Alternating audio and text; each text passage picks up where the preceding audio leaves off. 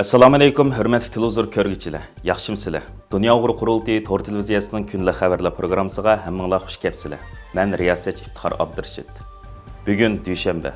Hurmatli ko'rmanlar, tövəndə diqqətinizlər kunlik xabarlar programmamızın təfsilatını biləsiniz.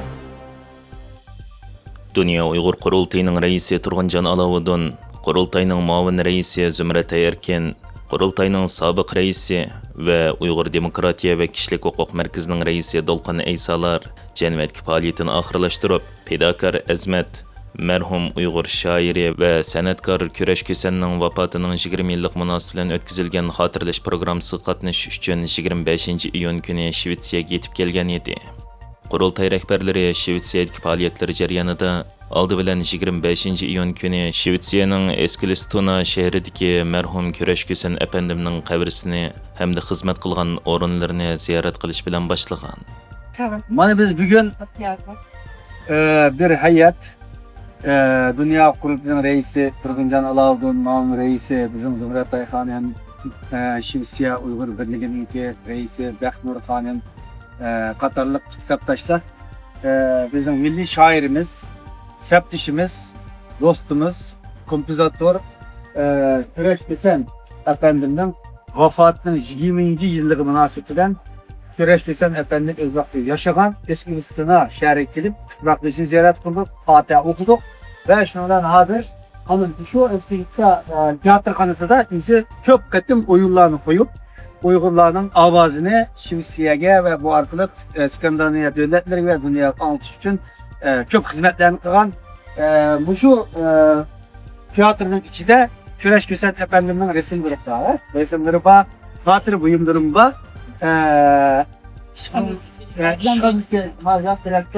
Kurash Ko'san apandim xizmat qilgan ishxonalari bor. Bu munosabat bilan diğerinin bugün ziyorat qilib, Kurash Ko'san apandimni bir eslash güzel bir aslim bulmuş. Qurultay rahbarlari 26 iyun kuni Shvetsiya parlamentini ziyorat qilib, Shvetsiya tashqi ishlar ministrligida bir yurish uchrashuvlar ilib borgan. Ziyorat jarayonida Sharq Turkistondagi hozirgi vaziyat, chegara halqagan bostirishlar, Xitoyning atalmish millatlar ittifoqligi qonuni va uning xatiri, Ilhom To'xti, Yolqin Aysa, Xushtar Aysa, Yolqin Rozi va boshqa turmalardagi vijdon mahbuslar haqida suhbat ilib berib, Shvetsiyaning ularning erkinlik uchun kuch chiqarish haqida talablarda bo'lingan. Bu ziyorat jarayonida yana Shvetsiya parlament a'zosi Yusuf Aydin apandi bilan ayrim suhbat ilib borgan. Dolqin Aysa apandim stansimizning telefon ziyoratiga javob berib, Shvetsiyadagi faoliyatlar haqida tafsiliy ma'lumot berib o'tdi. Bu yerdagi faoliyatlarimizning muhim bir qismi bo'lgan bu xotirlash faoliyatining tunji programmasini boshladik. Shvetsiya parlamentosi Tashqi ishlar ministrligi qalamkashlar jamiyatiga o'xshaydigan xalqaro tashkilotlar bilan va shundaqla Shvetsiyadagi Uyg'ur jamoati bilan uchrashuv, suhbatlashish programmalarimiz bo'ldi va shundaqla Shvetsiya parlamentosi Tashqi ishlar ministrligi degan bu yig'in jarayonimizni Xitoyning yangi millatlar ittifoqi qonunining xatarlari buni albatta burun icra qilayotganligini 2014 yildan boshlab, ammo yengida buni qonunlashtirish bahonasidan texnik shiddatli operatsiya nimalarida qonunlashtirganliklarini ham bu kamplarda hech bir o'zgarishning bo'lmaganligini deb yana hali konkret masalalar to'g'riliq shu Ilhom To'xti masalasini bu Saxarov mukofotiga erishgan turliq. Hozirgacha buningda Shvetsiyadan, Yevropa ittifoqi davlatlarining bunu qutuldirish mas'uliyatining borligini xabar olamaganligimizni, doktor Gulshan Abbos masalasini, Yolqin Aysa, Xushtar Aysa o'xshaydigan shu turmidagi vijdon mahbuslarining masalasini nuqtali holda o'tirib qo'ydik. 27 iyun kuni Shvetsiya Uyg'ur birligi tarafidan o'rinlashtirilgan dunyoning har qaysi joylaridan 11 tashkilotning hamkorligida Dunyo Uyg'ur qurultiyi rahbarlarining qatnashishi bilan marhum shoir va san'atkor Kurash Ko'sanni xotirlash faoliyati o'tkazilgan. Bu faoliyatga Shvetsiyadagi har qaysi partiyalarning vakillari, akademiklar va marhum Kurash Ko'sanning do'stlari qatnashgan bo'lib, mazkur faoliyatni Shvetsiya Uyg'ur birligining tashkillashida Dunyo Uyg'ur qurultiyi, Uyg'ur akademiyasi, Yevropa Uyg'ur akademiyasi, Uyg'ur Project fondi, Uyg'ur milliy harakati, Uyg'ur pan, Yaponiya Uyg'ur jamiyati, Avstraliya Tangirtog' xonim-qizlar jamiyati, Avstraliya saxovat fondi, Norvegiya Uyg'ur komiteti, Germaniya Uyg'uriston kultur markazi, Dünya Uyghur Ana Yazgıçılar Birligi, İrlandiya Uyghur Medeniyet Cemiyeti qatarlıqlar hamkorlashib o'tkazgan. Faaliyet jarayonida mərhum Kurash Ko'san əpəndining vatanparvarligiga to'lgan jangovar naqshlari va she'rlari taqdim qilinib, mərhum Kurash Ko'san əpəndining xonimi Baxtinur Abdurayim, Qurultay raisi Turg'unjon Alovuddin, mərhum Kurash Ko'sanni cho'nqur hurmat va minnatdorlik va sig'inish ichida xotirlash uchun jam bo'ldik. Dolqin Aysa, Kuraşni öldü dese kim işimiz o? Benim ölüşüm mukarrem. Ama kuraş ölmeydi, o məngü devam kılır deyim. Zümrət Erkin, Biz davamlı Kurash Ko'san əpəndimdən, ustazımızdan oyunu qılırız, oylab dururuz və unutub qalmayız.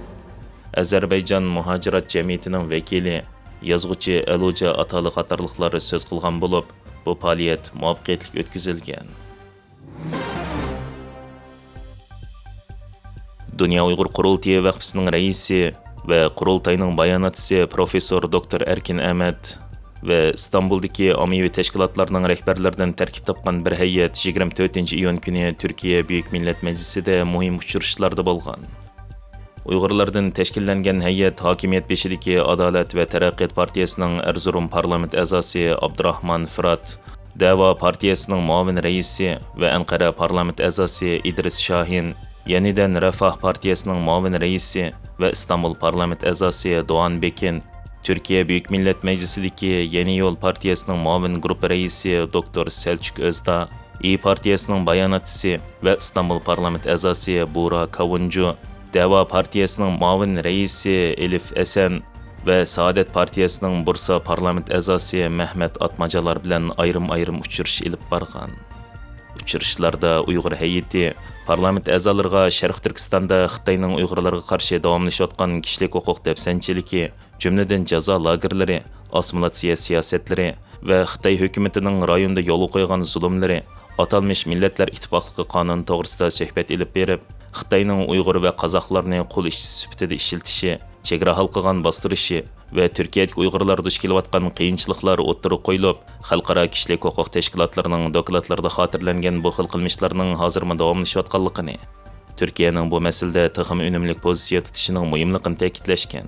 Da'vo partiyasining muavin raisi Elif Esen ve Saadet partiyasidan Bursa parlament a'zosi Mehmet Atmacalar 8 ve 9 iyun ve 18 iyun kunlari Xitoy hukumatining taklifi bilan Xitoyga ziyoratga borgan bo'lib, Professor Dr. Erkin Ahmad boshchiligidagi Uyg'ur hay'ati bu parlament a'zolariga Xitoy hukumatining saxta maydon rayonlarni chet el vakillari umki ko'rsatish orqali Sharq Turkistondagi haqiqiy vaziyatni yoshiradiganligini dalillar bilan o'ttirib qo'yib, Xitoyning xalqaro tanqidlarni azaytish va rayondagi kishilik huquq dafsanchiligini yoshirish uchun har qaysi davlatlardan siyosatchilar va fikr rahbarlarini taklif qilishning qirg'inchilik jinoyatini oqlashdan boshqa masala emasligini, bo'libmi Turkiyadan Xitoyga qayta vakillar o'miga taklif qilishining qarindosh millat bo'lgan turk xalqlarining Sharq Turkiston masalasidagi muhim rolini isbotlaydiganligini ta'kidlab, Türkiye ve Türk xalqini Uyg'urlar duch kelayotgan bu qirg'inchilik siyosatini to'xtatish uchun amaliy qadamlar ilishga da'vat qilgan.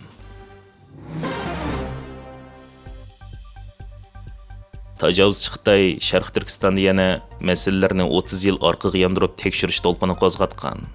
Yaqinda Xitoy taratqularida tarqalgan bir hukumat uqtirishida Markaziy intizom tekshirish komitetining asos qatlamlaridagi cheriklik masalalarining 30 yil orqaga yondirilib tekshirildiganligi uqtirilgan.